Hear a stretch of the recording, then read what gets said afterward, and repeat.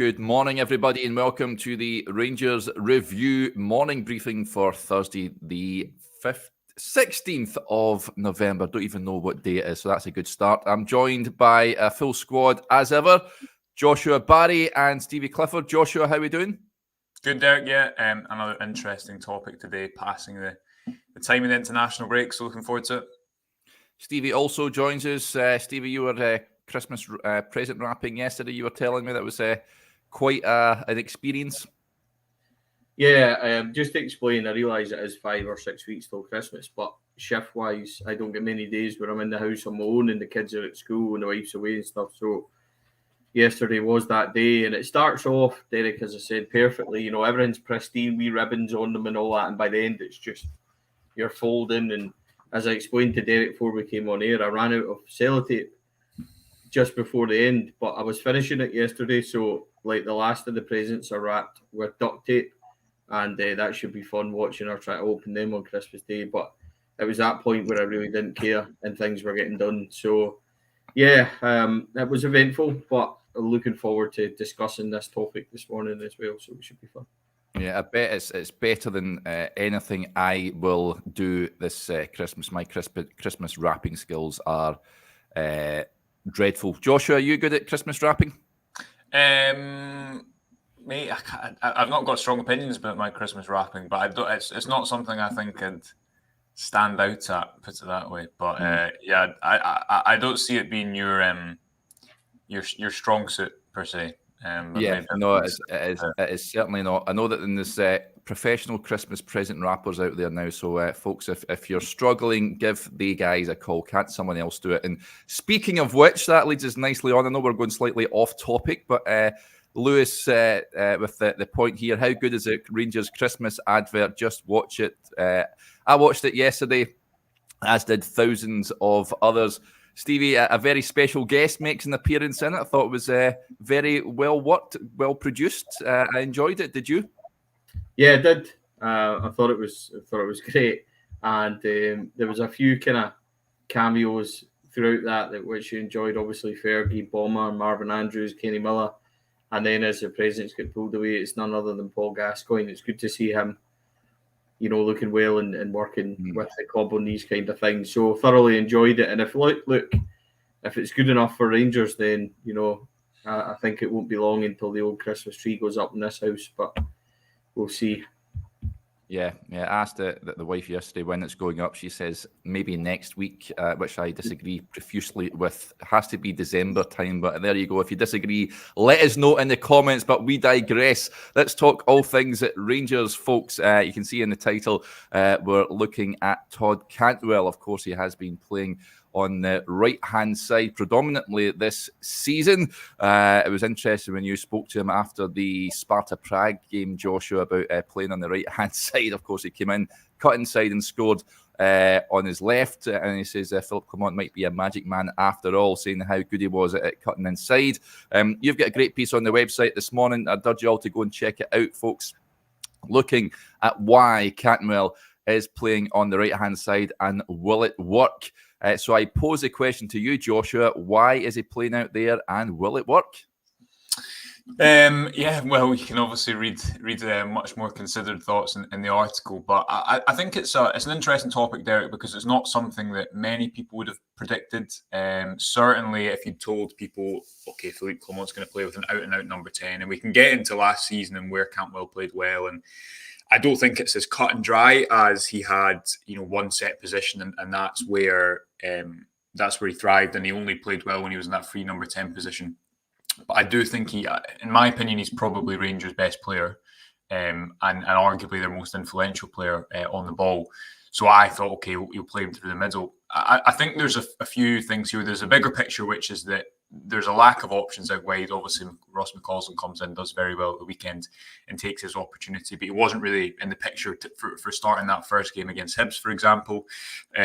So there's a lack of options out wide, and there's also, I think, that the kind of structure on each side of the pitch, and we'll maybe get into that a little bit, but on the left side, you've got Sima and Barisic, and Sima, I think, has played really well. He's shown a different side to his game under Philippe Clement, but he's someone who you want to try and isolate his running power and his pace and his goal scoring ability. You don't want him involved in the right hand side maybe quite as much, where Rangers build play more and there's more rotations and as opposed to Barisic and Seema on the left hand side, where it's slightly more direct. I think Rangers play. So I think there's the overall picture of that. Then there's the fact that I think Cantwell has a lot of quality, so he can play in a number of positions. I don't think it's his best.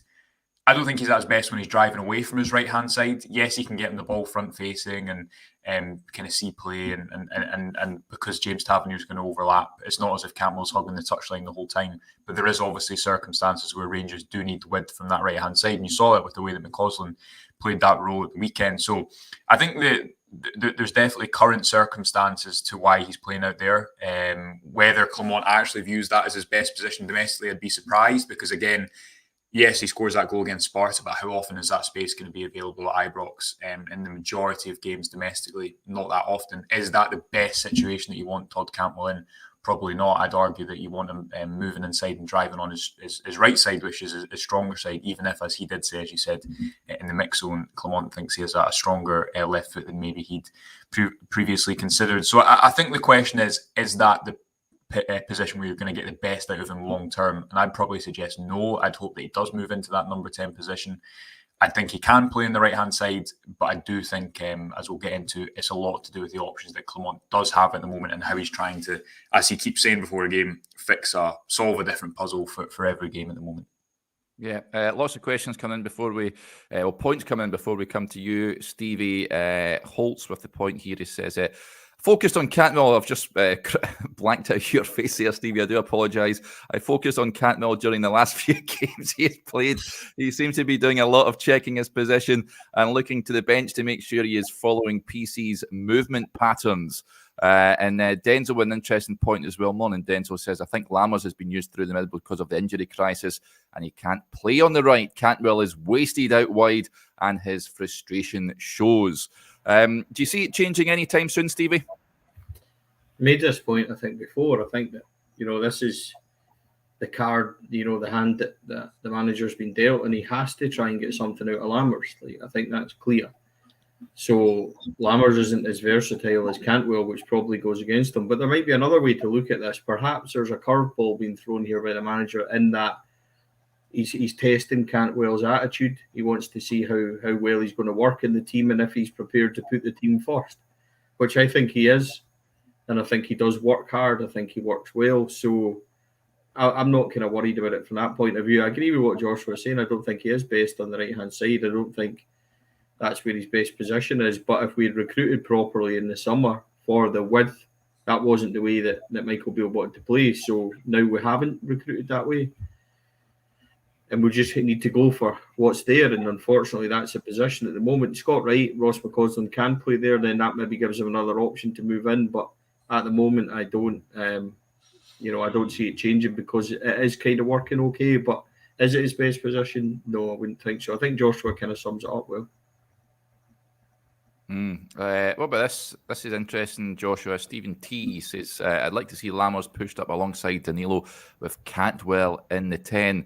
I think some people have, correct me if I'm wrong, we spoke to a few people when Lammers was joining initially and they said that he can't play as a centre forward. Could that be an option, pushing up and then Cantwell moving inside? I don't think you're really going to see Clement play with two out-and-out strikers and a number 10 behind. As Stevie says, it's different from the squad that Michael Beale built. And if you look at the makeup of this squad, what's it got? 4 or 5 players who are kind of attackers, central attackers.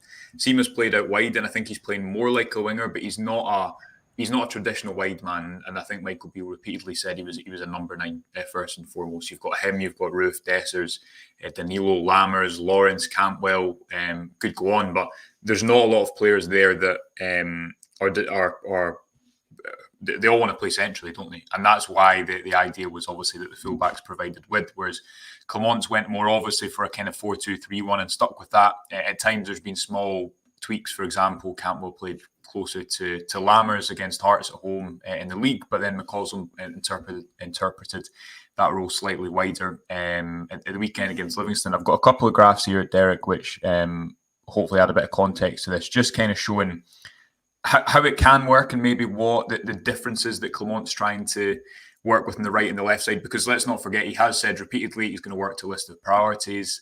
He's not going to completely change everything at the start. And one of the ways that this squad played before he came in this season was they normally overloaded the right-hand side, meaning they had that extra passing option on the right-hand side. And they had someone, Sima, or earlier it was Matondo in games like PSV away, on the left-hand side trying to provide a bit of width. So if you look, for example, at this game, which is, let me just get the first example up. This is just before Cantwell. You remember he had that kind of swivel and shot against Hearts in the first half.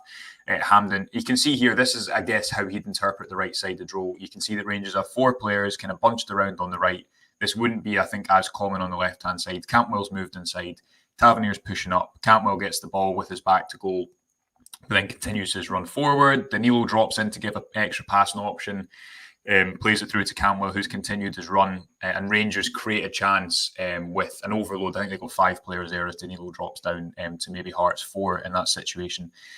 If they weren't creating opportunities like that on the left-hand side, I think that's one of the limitations Barisic gives you, which is why you're seeing him under Clement more frequently ping the ball in behind for Sima to run or try to play forward quickly into the feet of the striker. So it's not as if Cantwell's always getting the ball wide against set defences and trying to dribble at them and attack them, because I don't even think that's his strength on the left-hand side. If we look at this, is his the passes he received last season, Derek, in the final five games, the successful passes he received when he was playing in that number 10 position. And there's nothing dramatic here to note apart from the variation of positions he's receiving. It's not as if he's just getting it behind the defence. It's not as if he's just picking the ball up on the left or just picking the ball up on the right. And I think when Beale's football did work well, it's when it had this unpredictability where Cantwell, and he spoke about this quite a lot, he spoke about how, you know, freedom was needed to get the best out of him, and he was kind of a bit of a joker card in that starting 11. The point being, Derek, that it wasn't as if he was a touchline hugger on the left who's at his best when he's 1v1 all the time and he's isolated. I think he can do that. You know, the penalty win against, what was it, Hearts recently, where he chops inside intelligently. It's not as if he's not useful in those areas, but I think he's at his best when he's kind of in and amongst the game, when he's at the heart of the team. And sometimes that will change. Sometimes you maybe want him in front of the play, because Rangers especially, I think, lack a creative passer at the base of midfield. Sometimes in more open games, I think... Servette away, I thought he was really good, probably Rangers' best player that night, where he was able to use his engine, get up and down, take advantage of the space. But the commonality for me in his time at Rangers so far has been whatever position he starts in, and I do think consistency would probably help him after a year of being here, because he has moved around a lot. Whatever position he starts in, I think it needs to be that he's kind of at the centre of what Rangers do on the ball, because I think he is so good and he's just kind of lacked that consistency for one reason or another this season. And yes, he probably hasn't played his best at points. I think there's also certain positions he was fielded in that didn't suit him, such as the Old Firm defeat. He was obviously left out in the opening day, he had injury issues. The point being, though, it's not as if he needs to just be on the left touchline and pick the ball up there and attack his fullback all the time. I just think he's at his best when he's given a little bit of freedom, which maybe is from the right at times. You see that assist against Hibs for Cyril Dessers to move inside the pitch and get on the ball and impact things. I don't think he's going to be at his best, though, necessarily. If you need width, if Clement wants his wingers wide, he wants his wide players wide against a back five to try and stretch them. And Cantwell's playing on the right-hand side purely because he's more often than not dribbling away from his strong side. And that's not really where we've seen him so far since he moved to Ibrox. Interesting. Denzel at the point, which is an interesting one to point towards your good self, Stevie. With Matondo on the way back, the rise of McCausland and Lawrence already getting game time, are we looking at Cantwell struggling to get into the team? I think he'll struggle to get into the team with Matondo, and of course we've seen Lawrence. It was great to see him start the game against Livingston. Terrific assist for Cyril Dessers for the first goal. Ross McCausland we spoke about yesterday. He's been fantastic. Is Cantwell going to struggle for a place in the team, Stevie? I wouldn't have thought so, but it's good to have that selection kind of problem, isn't it? If all them are firing and playing well and taking their opportunities, then that's what we want. That's what's best for us. I don't think Todd Cantwell struggles to get in this team. You know, somebody said about pushing Lammers up behind Danilo. How about we push Lammers past Danilo, past the pitch and onto the bench? That would be the best place for him. So I'm not really worried about Todd Cantwell, to be honest, about that. I still think we've got a wee bit of kind of switching about to do in January, and at the moment, Clement's maybe just playing the kind of cards that have been dealt to him. So, you know, a lot of it depends on Todd Cantwell as well. You know, maybe he's got to prove a few points to the manager and to the coaching staff about not only his ability but his attitude. So let's just. I don't think he's struggled. Look, I think Todd Cantwell's too good to struggle. I think that he's maybe not found the basis of form that he had in the closing stage of the last season. And that's because he was the main man and everything went through him. Not really like that at this moment in time. But if they get a system that perhaps does suit him and he's got width and options and striking options and things like that, then, you know, I'm pretty sure that he'll be absolutely fine. I'm not worried about Todd Cantwell. It doesn't concern me in the slightest. I think that when we get better players and better options in those wide positions, which I think he'll 100% want, then I think Cantwell survives in this team, no problem at all. So, but it's also up to him, Derek. If he wants it, then he's got to prove it and show he wants it and things like that. I don't think that's a problem. That's just the same as what I would say about anyone. You know, if Tom Lawrence wants it, you know, he's going to have to come in and perform as well. But isn't it great that you've now in that 10 position vying for that? You've got Cantwell, Lammers, Lawrence, etc. That's fantastic for us. And then the right-hand side of McCausland can keep pushing on. If Scott Wright continues to have his kind of redemption arc that he's had, Rabbi Matondo, what happens if he comes back in and hits the heights or even gets better under the manager? And Seema's there as well, Danilo firing up top. All these things are positive for us. So it's not a negative. And when I say, you know, it's up to him to prove it, it's up to all of them to prove it and take their opportunity. That's the point I'm getting. It's not a criticism of Cantwell to say, you know, it's up to him to prove it. I just mean that whoever grabs their opportunity is going to be the one that's playing. And this can only be a positive for Rangers and for this team. And the more headaches that Clement's got and the more that he can get out of this squad before he does get those players in. I don't think, Derek, to be brutally honest, in my opinion, I don't think it matters how well McCausland, Wright, Matondo, Seema, etc. play on the width. He's still going to have to go and get somebody naturally wide in these positions that can be a wee bit better, a wee bit of a difference maker. So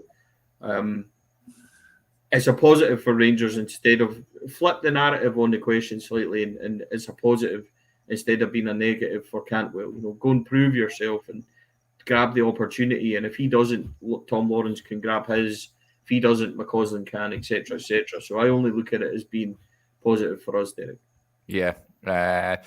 Huge thanks to Sam for donating to the channel. Sam, it's very much appreciated, buddy. He's got a point here. He says, Cantwell needs to play centrally. Wright and McCausland offer so much more threat than Lammers, in my opinion. Can't disagree with much of that, Sam. And Scott Wright has had a new lease of life under the new manager, it's fair to say. He is contributing, so long may that continue. Jeeb, good friend of the show, morning Jeeb, he says, if we simply don't play Dessers and Lammers, it will be near impossible to move them on. I get why Cantwell is being played on the right, but it can't be long term. Also a valid point. And I imagine, can you see? Eric, so I was just going to say, yeah, that's what I mean about Lammers. He has to try and get something out of him. Yeah. The same way as he has to try and get something out of Dessers. So Dessers, I think Joshua said yesterday, has got 3 in the last 5 games. So if you can kind of keep that going, but have Danilo as your first choice and rotate where we can and maybe get something out of him so that when it does come to January or next summer or whenever, if the manager decides that's the way he's going to go, they can say, well, hold on, this guy has got 10 goals or 12 goals or whatever. He's just maybe not a fit for us. Whereas if you just completely put him out of the team altogether and they say, well, what's he been like? I don't know. We haven't played him and he's no use to us. Nobody's going to touch him and he'll end up rotting. So I agree with Jeep. And that's the point I was trying to make on it as well. Yeah. Joshua, he picked up another yellow card at the weekend. He's racking them up, it's fair to say. Whether it was deserved or not, I know he posted on Instagram with the Penrice challenge, which was naughty to say the least. However, it's another yellow. A lot of concern about that and that he's been targeted. Tommy Scott with the point. Cantwell received a few yellow cards so far. Anyone worried about this trend? And Stephen says, worried teams are starting to wind Cantwell up knowing that he's reacting. Is that a concern? Does that tie in with what Stevie said earlier about perhaps him playing on the right? Is it a sort of he's been tested by Philip Clement perhaps? I think it's firstly social media is just a fact of the modern world that you know it's just different. 20 years ago, players can communicate directly. I think it's only that Cantwell plays on the edge, doesn't he? And I think that's what has endeared him so quickly to the Rangers support. It's the type of player he is. And I just think sometimes you take the rough with the smooth, and he is. When you look back at that challenge, you kind of miss it at the game. Certainly from where I was sitting, because I was the other side of it, you miss it from the game. But you can understand the frustration. I guess the risk, the worry is, does it just become more of a talking point going into games? But I don't think it's the type of thing that if he's playing well, I don't think it's as much of a consideration, Derek. In terms of having to prove himself, when he came up, that you kind of arrived with this narrative that maybe doesn't work hard, or he's a bit of a luxury player, which I think nothing could be kind of further from the truth. I remember even going back to the game where Rangers won 4-1 away at Hibs, and Cholak scored 2 that night, and Rangers played really well. And it was Cantwell was quite an industrious performance in midfield. If you actually look at where he split his minutes last season, he was playing on the right. He was playing in that right central midfield role where he was slightly deeper and he was knitting things together, and quite a lot of defensive responsibility. So maybe, as Stevie says, that Clement has said he's still in an observation period for everyone. And when you talk about a blank slate, we tend to think of that being players who maybe haven't played so well get an opportunity. But you'd imagine as well he's looking at the leaders and people who are definitive picks when he arrives. He's looking at them and judging them from from that same position. So I'm sure for every player there's an element of proving themselves. I think the overall consensus people would agree on, though, is that you need to get something out of the players you've got there at the moment. Lammers is obviously a player that Clement's trying to get the best out of. He's spoken about his importance at little things like set pieces. Lammers is quite good at winning the ball back as well. All these things that go under the radar that might not seem important, but very important in the game against Hearts at Hampden, for example. I think long-term, Campbell has to be in that number 10 position. Lawrence gives you something else, which I really like, because he passes from deep and he tries things, and he maybe gives you more of a strength over, those passes over distance.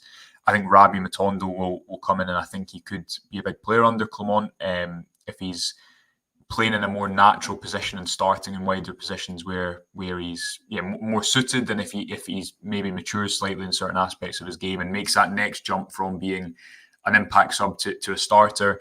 And I agree with Stevie that those wide areas are positions in the team where Clement will look at and he'll think that's the one area where Rangers are, I think, most unbalanced for the football he wants to play, and certainly in terms of depth. But he doesn't seem like a manager to me who, how often has he said something like, wait till I get my players in, or has he hinted at anything like that? He's not done that at all. He doesn't strike me as a manager who needs per se a certain type of player. He strikes me as a manager who's going to be able to work with what he's got. And yes, of course, bring players in because that's part of the course.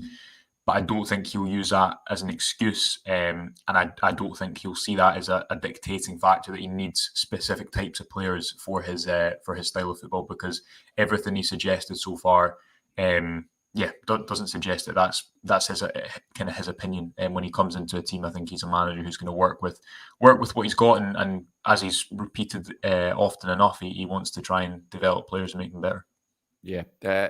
Let's move on to other news that emerged yesterday. Stephen Davis gave an interview to Rangers TV in which he talked about a number of different things. His recovery from that knee injury, his time as the interim manager, working with Philippe Clement as well, and his sort of coaching ambitions and his immediate future. He's focusing now on recovering from said knee injury that's kept him out since December last year. It remains to be seen if he'll make a comeback, whether that be in a Rangers jersey or wherever else. But he's taking a step back from the coaching side of things for this moment in time.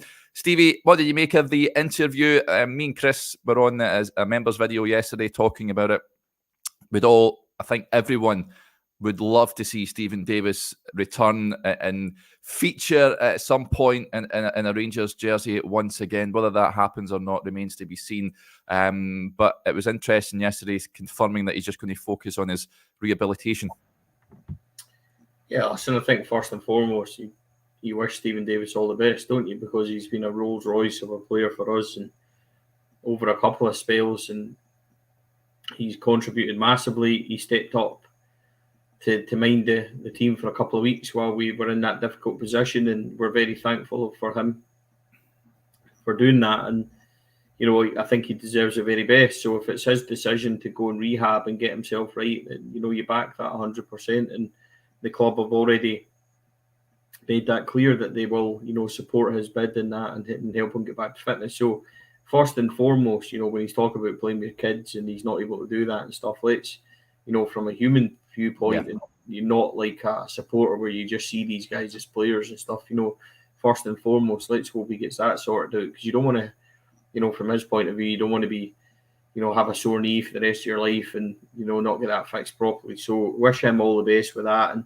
whatever happens with Stephen Davis happens. I'm not going to sit and rule him out potentially of ever making, another appearance for Rangers, because he's that strong-willed and that sort of character that you can never rule it out. But, let's hope that whatever happens for Davo, that it's right for him and he can get himself pain-free and being able to enjoy his life. And, he was right yesterday, he is still very young. He's a young guy and there's still plenty of time for him to go and achieve and play at some sort of level. So, we wish him all the best in his recovery. I'm not surprised that he's decided to do this, to be honest. I'm not sure he was quite ready for perhaps the badges and stuff like that. Maybe if he'd been a couple of years older in a Davy Weir type scenario, then possibly. But I think he's still, 38? So he's still got... Yeah, 39 on New Year's Day. Right, so he's still got a couple of years in him at least, I think, depending on injury-wise. And, I just wish him all the best, Derek. Stephen Davis has given me a lot, part of two teams that went to European finals and stuff like that. So, he's considered Rangers royalty a wee bit for me. So, good luck to Davo in his recovery. A tremendously nice guy as well. So, wish him all the best. Yeah, and as Chris pointed out yesterday when we were discussing him, if Rangers managed to get themselves back in the title race and overcome Celtic, then we may look back on that victory at St Mirren as being pivotal in what could be a league title win. Ambitious, but yeah, I mean, obviously it was as Stevie alludes to, it was a difficult couple of weeks. I'm not surprised at it, because when you've played that many games, for your country, and you've played until that stage in your career, I don't think you're going to give up easy, and I don't think you want, especially when you've had someone who's had a career like Stephen Davis has had. I don't think you want your career to probably end by an injury and not, kind of have the send off that is warranted on the pitch. So not overly surprised about that. Definitely the right thing for Rangers to do, as they already had done, to support him through that kind of recovery. And you just hope that, 39 is still pretty old in football terms, even if he is a holding midfielder. So I'd be surprised if he's coming back to play another 2-3 years, but you never know. Michael Beale did always say when he came back to the club that he didn't think Davis had effectively got any older in football in terms. So yeah, maybe he still has a little bit to give, or wants to play a little bit more final time for his country, or have a proper send off. Makes sense though. He's been a footballer for all these years. It makes sense to focus on his recovery. And yeah, interesting to see if and what Clement confirms about his backroom staff moving forward, kind of on the back of that news. Yeah, he was asked. I think Chris asked him, if I'm not mistaken, last week if he's close to appointing another member of staff, and he says it's not a priority at this moment in time. So it's one to keep an eye on. Some nice messages coming in. First of all, Stephen Wark says, morning lads, keep up the good work at Rangers Review. Always keeps me up to date with all things Rangers. That's very kind of you to say so, Stephen. And this message from Timothy, he says, morning Derek, can you give Bruce Thompson a mention? He's been home for 6 months and heading back to New Zealand today. He listens every day. Safe trip, Bruce. Yeah, absolutely. Great to have your support, Bruce and Timothy as well. And yeah, safe travels back down under. Other bit of news, Stevie, yesterday that I've seen coming from Turkey, so it's caveated that it may not be true, but a source over there in Turkey claiming that Ryan Kent will be allowed to leave Fenerbahce on loan in January. It's claimed that there's a team from England and one from Scotland keen on a possible loan move. Ian McPhee with a point here. He says, what's the script on the story with Kent coming back in January on loan? In my opinion, his ship has sailed. He had his chance and moved on. It's a non-starter for me. Got to agree with Ian on that one. It took me not by surprise that he's been allowed to leave in January, Stevie. I can't see him coming back to Rangers, though. Derek, why do you ask me questions like this? And No. Would you like to see him back at Rangers, Stevie? No. When do players ever return into Rangers work? It's very few and far between. So I think Ryan Kent's had his chance. Naturally, if he came back, everybody would get behind him and support him. But, does Ryan Kent really, have the appetite anymore? Because the last, couple of months at Rangers, he chucked it. So why should we then go back to him and provide him with another platform and stuff like that? I'd rather we would move on. Would Philip Clement be able to get the best out of him? Would, Alex Ray and the team and stuff there, be able to kind of kick him up the bum and get him going and stuff like that? Then most likely they could, but is it worth taking the chance for somebody that, produced what he produced in the last kind of 6 months? I still remember the semi-final when he was taken off against Celtic. We never tried a leg and there was a 50-50 run and he basically stopped it. We never seen him again.